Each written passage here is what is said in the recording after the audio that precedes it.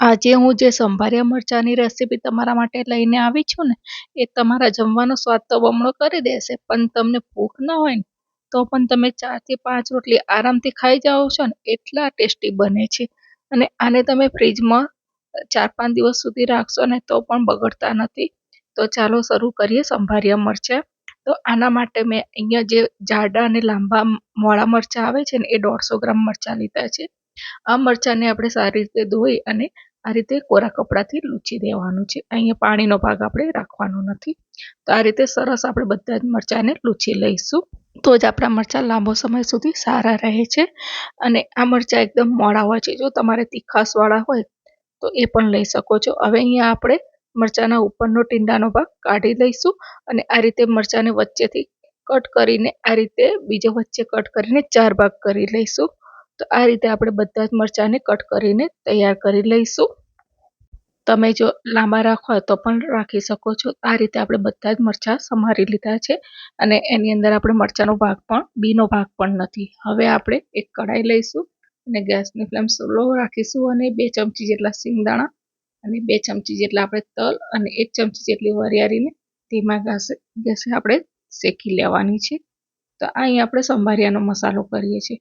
હવે આ સિંગને આપણે ઠંડી કરીશું અને ઠંડી થયા પછી આપણે એને મિક્સરની જારમાં ક્રશ કરી લેવાની છે. તો આને આપણે મિક્સરમાં દરદરું પીસવાનું છે, એકદમ ઝીણો પાવડર નથી કરવાનો. તો તમે જોઈ શકો છો કે આ રીતે આપણે દરદરું પીસી લીધું છે. હવે એક કઢાઈમાં આપણે 2 થી 3 ચમચી મોટી તેલ લઈશું. તેલ ગરમ થાય એટલે એની અંદર આપણે 1/2 ટીસ્પૂન રાઈ, 1/2 ટીસ્પૂન જીરું અને 1/4 ટીસ્પૂન જેટલી આપણે હિંગ એડ કરીશું. હવે અહીંયા આપણે જે મરચાં સમારીને રાખ્યા છે એ એની અંદર એડ કરીશું અને સાંતળી લઈશું. તો હવે અહીંયા આપણે સરસ 1 થી 2 મિનિટ થાય એવું સાંતળી લેવાનું છે.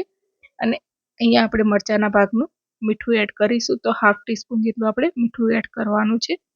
અને હવે મરચાંને સારી રીતે મિક્સ કરીશું. અને અહીંયા મરચાંને તમે સંભાર્યા કહો કે મરચાંનો સંભારો કહો, બંને એક જ છે. હવે અહીંયા તમે જોઈ શકો છો કે આપણા મરચાંની ઉપર સફેદ ડોટ્સ પડવા લાગ્યા છે.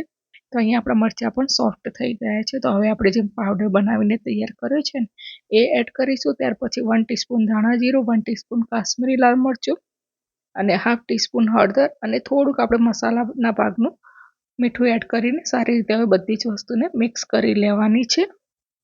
તો ફ્રેન્ડ્સ, આપણે મરચાંને સરસ એકદમ ખટમીઠા બનાવવા માટે હું અહીંયા લીંબુ અડધું નીચોવું છું. જો તમારી જોડે આમચૂર પાવડર હોય તો 1 ટીસ્પૂન એ પણ નાખી શકો છો અને આંબલીનો પલ્પ હોય તો એ પણ એડ કરો છો. તો અને તમને જો સહેજ ગળપણ ગમતું હોય ને તો 1/2 ટીસ્પૂન દળેલી ખાંડ એડ કરશો ને તો તમારા મરચાં એકદમ સરસ ખટમીઠા અને ટેસ્ટી તૈયાર થાય છે. તો ફ્રેન્ડ્સ, આ સંભાર્યા મરચાં એટલા ટેસ્ટી બને છે ને કે તમે એકવાર ખાશો ને તો વારંવાર બનાવશો. અને તમે પૂરી, પરાઠા, રોટલી કે ભાખરી સાથે પણ ખાઈ શકો છો અને શાકની જગ્યાએ પણ તમે આનો ખાવામાં યુઝ કરી શકો છો.